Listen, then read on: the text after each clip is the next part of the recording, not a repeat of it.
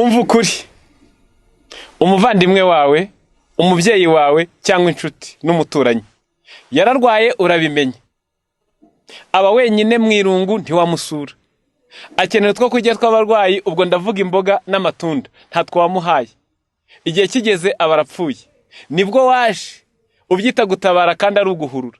Hategurwa ikirori, kositimu zirambarwa, imishanana, indabo zihenze, imitungo iramenwa, imva y'igitangaza, isanduku kataraboneka, ndetse hakaba n'ubwo muriye n'utwasize mukagerwaho na wa muvumo wanditse muri Matayo 23 umurongo wa 14. Ibyakorwaga n'abafarisayo baryaga ingo z'imfubyi n'abapfakazi, nuko musiga muhaheshye utwe muradutsemba muri mu birori ngo niko mwatabaye. Nkubwiza ukuri, hakwiye gufashwa abarwayi, maze muratangira mufata disikuru z'agatangaza, muvuga amagambo yo kumwogeza, muramurata, muramutaka, mwuzuza ibyanditswe mu gitabo cy'uwifuzwa mu bihe byose, Igifaransa 555, Icyongereza 560, ahanditse ko bamwe impano zabo z'agaciro bazizanira abapfuye, amagambo y'urukundo no kogeza no kurata no gutaka bakayavugira iruhande rw'intumbi, ngo mbega ukunda ayo magambo yari kuba y'igiciro cyinshi iyaba yarabwiwe iyo ndembe inaniwe iri mu bwinanirwe, ariko ugutwi gushobora kumva, umutima nama ushobora kwiyumvisa. Umva ukuri, birakwiye ko abababaye bitabwaho bakibabaye bacyumva. Umva ukuri, birakwiye ko hafashwa abazima he gufashwa abapfuye, kandi abazima basigaye musozi bicira isazi mu jisho. Mutegura amasengesho yo kumusengera, kandi babwiza ukuri, nimusoma mu mubwiriza igice ni cya 9 umurongo n'uwa 5, haranditse ngo abazima bazi ko bazapfa, ariko abapfuye ntacyo bazi, kandi nta ngororano bakizeye kuko batakibukwa.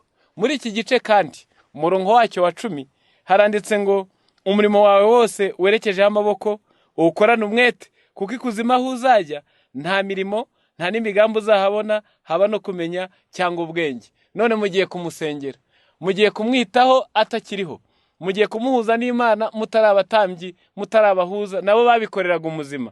Reka nkubwize ukuri, ibyo byose ntacyo bimaze, kuko uriho niwe ufite icyo akorerwa, uriho niwe umenya neza mwamugiriye ikamuherekeza, uriho niwe ushima agatanga amashimwe, uriho niwe umutima we unezezwa n'ibyiza mwamukoreye.